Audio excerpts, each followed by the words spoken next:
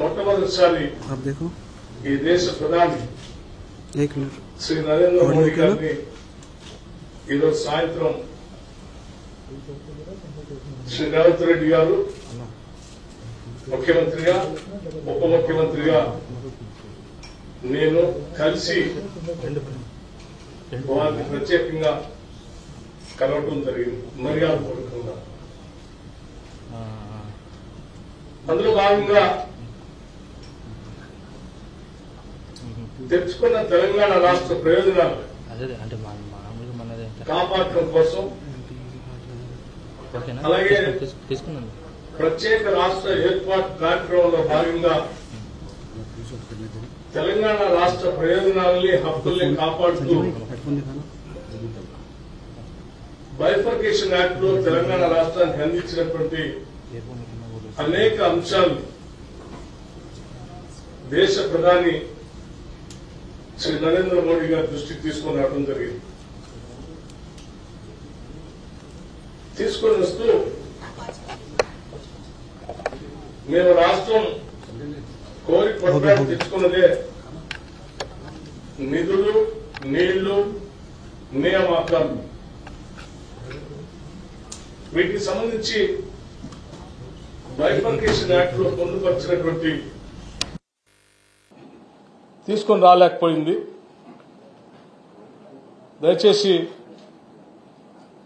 మేము మిమ్మల్ని కలుస్తూ ఆ అంశాలన్నింటినీ త్వరితగతిన తెలంగాణ రాష్ట్రానికి అందించవలసిందిగా వారికి విజ్ఞప్తి చేయడం జరిగింది. అందులో భాగంగా ప్రధానంగా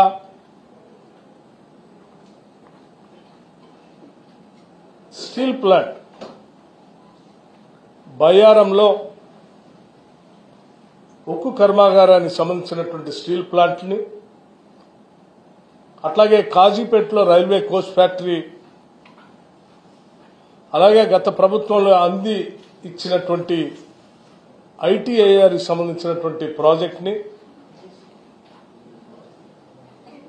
వాటిని వెంటనే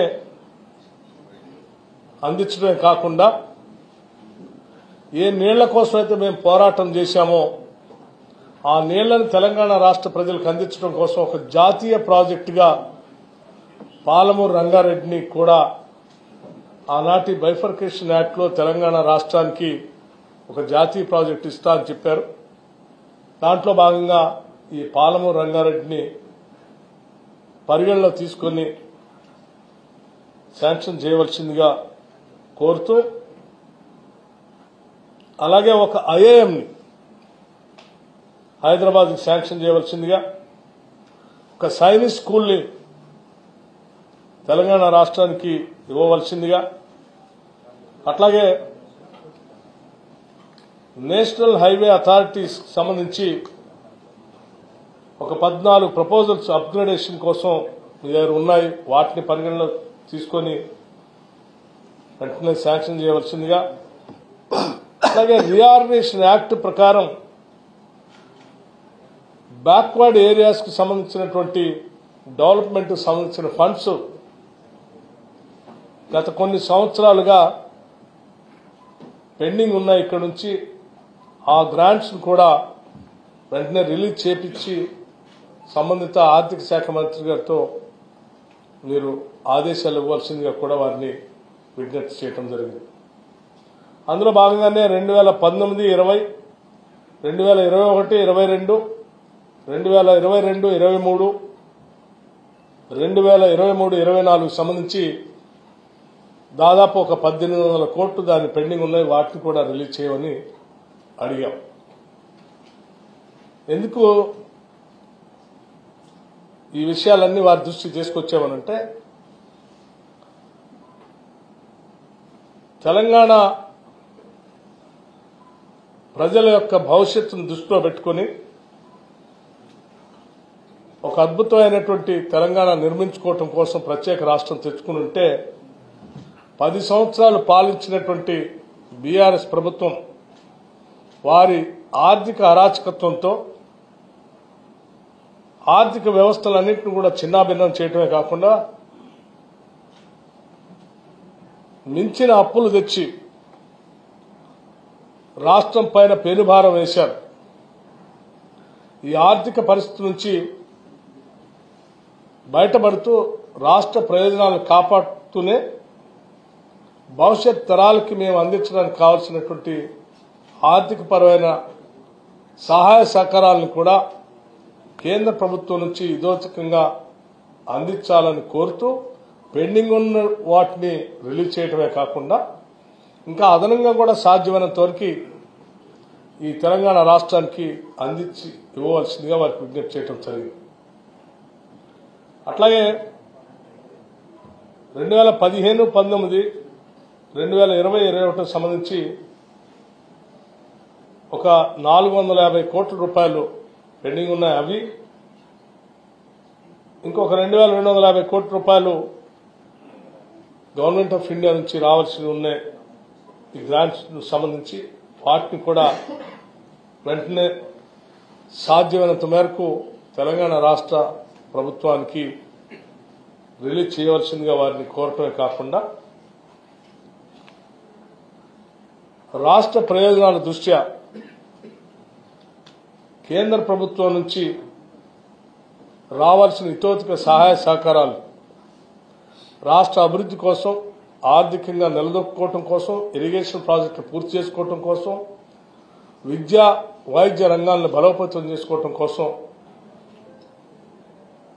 కేంద్ర స్థాయి నుంచి అందించాల్సిన సహాయ సహకారాలన్నింటినీ కూడా అందించవలసిందిగా వారికి ముఖ్యమంత్రిగా రేవంత్ రెడ్డి గారు, ఉప ముఖ్యమంత్రిగా నేను ఇద్దరం కలిసి వారిని విజ్ఞప్తి చేయడం జరిగింది. దానికి ప్రధానమంత్రి గారు కూడా వాటన్నిటినీ విన్ని సానుకూలంగా స్పందించడమే కాకుండా ఒక కేంద్రం ఒక రాష్ట్రానికి ఏ రకమైనటువంటి సహాయ సహకారాలు అందించాలో తప్పనిసరిగా ఆ స్థాయిలో, ఆ రీతిలో తప్పనిసరిగా తెలంగాణ రాష్ట్రానికి అందిస్తాం, పరిశీలిస్తామని కూడా వారు సానుకూలంగా స్పందించడం జరిగింది. Thank you.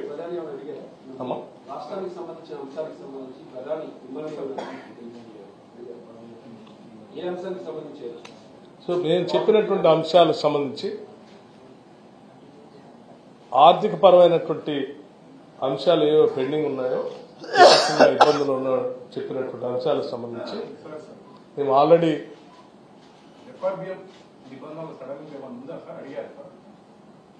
నిబంధనలు సడలించమని కానీ లేకపోతే ఇతరత్ర ఏ రకమైనటువంటి పర్మిషన్స్ గురించి కానీ మేము అడగలేదు.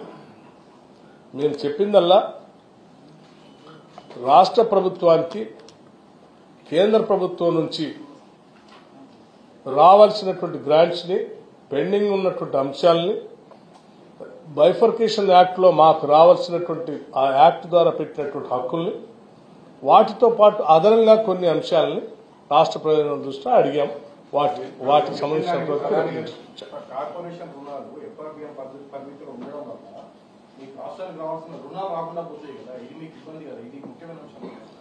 రాష్ట్ర ఆర్థిక పరిస్థితి గురించి ఇతోధికంగా ఉన్న సమాచారం మొత్తం వారికి అందించాం.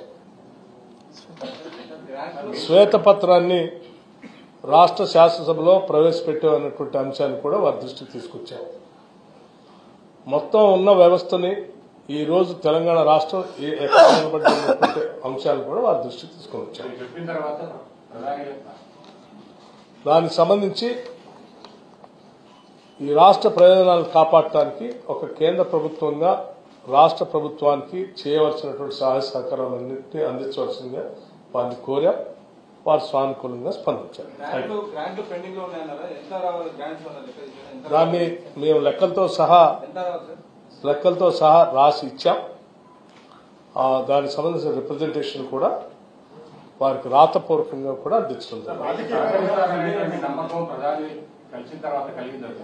తెలంగాణ ప్రభుత్వానికి రాబోయే రోజుల్లో సహకరిస్తారనేటువంటి ప్రధాని సహకరిస్తారనేటువంటి నమ్మకం మీ భేటీ తర్వాత కలిగింది. ఒక రాష్ట్రానికి కేంద్ర ప్రభుత్వం ఏ రీతిలో సహాయ సహకారాలు అందించాలో ఆ రాష్ట్ర పురోగతికి మీరు అడిగినటువంటి అంశాలను తప్పనిసరిగా సానుకూలంగా పరిశీలించి స్పందిస్తానని ప్రధానమంత్రి గారు చెప్పారు. గత ప్రభుత్వం అవినీతిపై ఏమైనా దర్యాప్తు చేయాలని కానీ అడిగారా మీరు? గత ప్రభుత్వం చేసిన అవినీతిపై మేము ఏమేమి అంశాలు ప్రధానమంత్రి గారితో చెప్పామో మాట్లాడామో వాటన్నింటినీ ఇప్పటికీ స్పష్టంగా మీ అందరికీ వివరించడం జరిగింది. స్టేట్ షేర్ ఇవ్వకపోవడం వల్ల మితమైన ఫండ్స్ ఏవో ఉన్నాయి. స్టేట్ షేర్ రాష్ట్ర ప్రభుత్వ వాటా ఇవ్వకపోవడం వల్ల వెనక్కి వెళ్ళిపోయిన నిధులు ఏవో ఉన్నాయని అన్నారు. వాటి గురించి అన్ని రకాల నిధుల మీదనే చర్చ చేసినాం. వాటికి సంబంధించిన రకాల శాఖలలో రకరకాల నిధులు ఉన్నాయి. ఎగ్జాక్ట్ నెంబర్ అనే కంటే